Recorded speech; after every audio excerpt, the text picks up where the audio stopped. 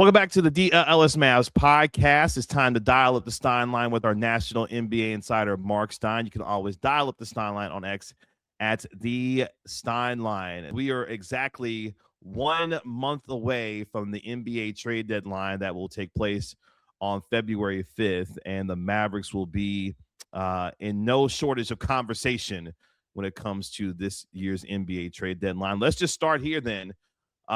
When it comes to the Mavericks, there's been a lot of chatter about a lot of different players, particularly one Anthony Davis. Where do we stand with the Mavericks heading into this year's NBA trade deadline on February 5th?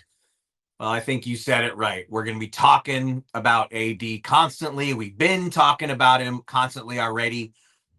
As we speak, I mean, there's nothing really percolating at this moment. I reported Sunday night on my Substack. There's been no meaningful traction in their talks with Atlanta. They have had talks with Atlanta. They have had some exploratory talks with Toronto, but there's nothing serious. I mean, and look, because we're still a month away, I feel like I keep saying it, but it's true.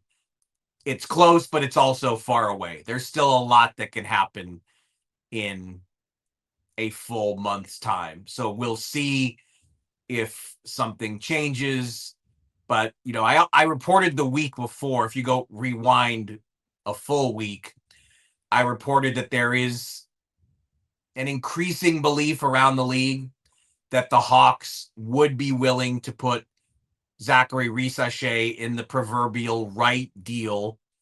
But over the past week, there's definitely been some pushback from the Hawks in terms of they don't see Anthony Davis as that kind of deal, a deal that would rise to the level where they include the guy they took number 1 overall as recently as 2024. So I think with the Hawks, because they have expirings with Kristaps Porzingis and Luke Kennard that get them pretty close to 80's number, you're going to keep hearing Hawks talk. But like I said, at this point, there's really no traction there between the teams. Will that change over the next month? Will other teams get involved?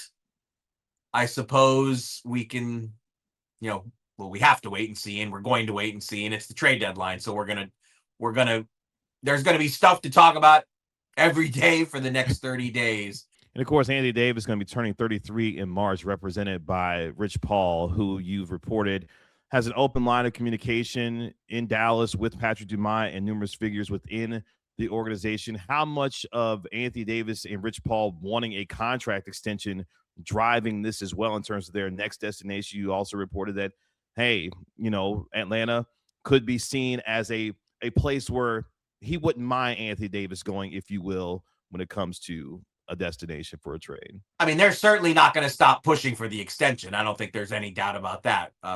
We know that Rich Paul's approach will be full speed ahead on that. And what it really means is you're just I don't think you would see a scenario where the Mavs just send AD somewhere.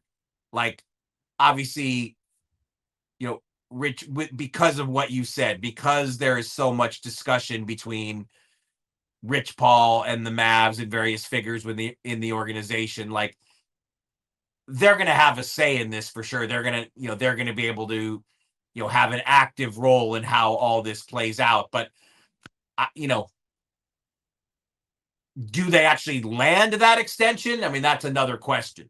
To this point, I don't know who would be willing to furnish that extension at this point.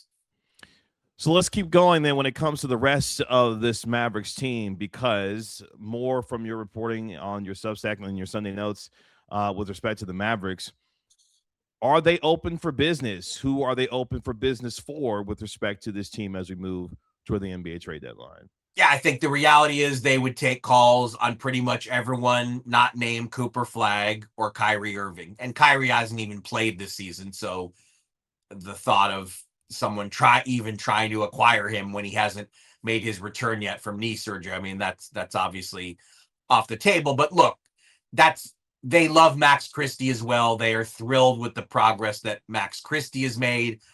And Derek Lively, obviously out for the season. You know, those are two players, Max Christie and Derek Lively.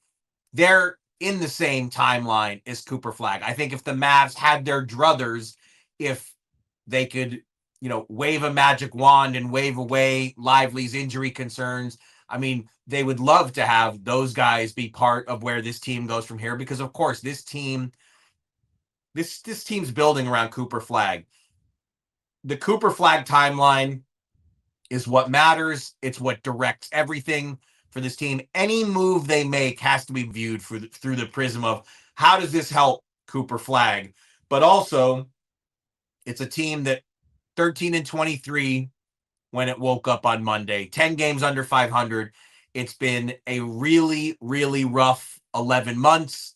A lot of it self-inflicted, self-imposed. Like, you can't close the door on anything. You want to take the calls on any and every possibility. They have to be open to just about anything. Like I said, obviously, Cooper Flagg is a zillion % untouchable, and Kyrie Irving, they want him to be part of the future.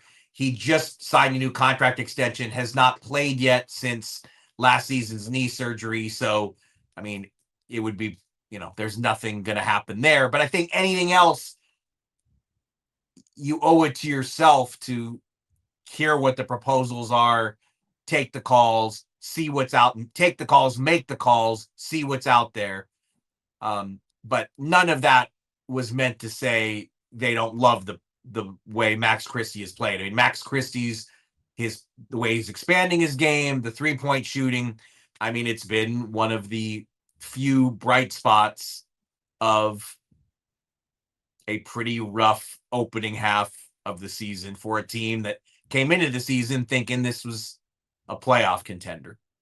Yeah, Max Christie, a top 5 3-point shooter in the league this year in terms of percentage, has been really good, averaging over 22 points per game in his last 3 games. So with respect to that, the names that will naturally come up in a discussion like this: Daniel Gafford, Klay Thompson, D'Angelo Russell.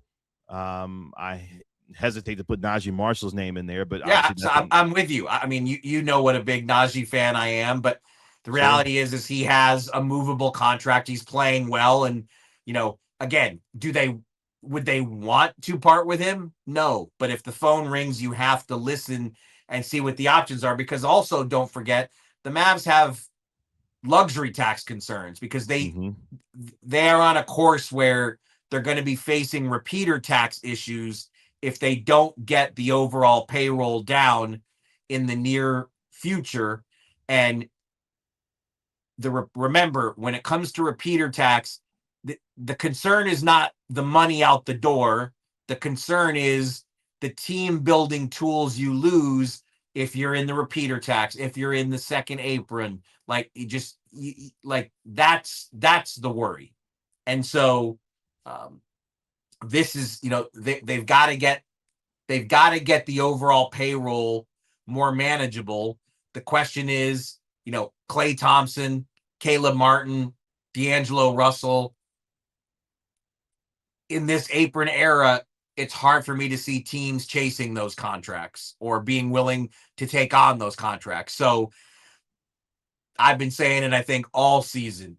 Gafford probably has the most external interest at the moment because he's a big man. Teams in this league are on the look. Numerous teams in this league are always on the lookout, hoping to add proven size. And his contract was signed to the dollar, the most they could extend him, but also keep him trade eligible during the season. But yeah, I mean, I would think teams out there have to be noticing the all-around excellent play from Naji Marshall. And, will the Mavs field interest in him? It's the kind of thing where when you're in the Mavs position, you have to be open to listen to anything. Yeah, Naji would be a really good player to help out a contender this season with the variety of his game. But also, he's a fan favorite. What would here we in do at a Dallas. show? I know what. How would we even forge ahead as a show without him? We're professionals. We would do what we have to do. But yes, we are a pro knife show here on the DLLS Mavs podcast.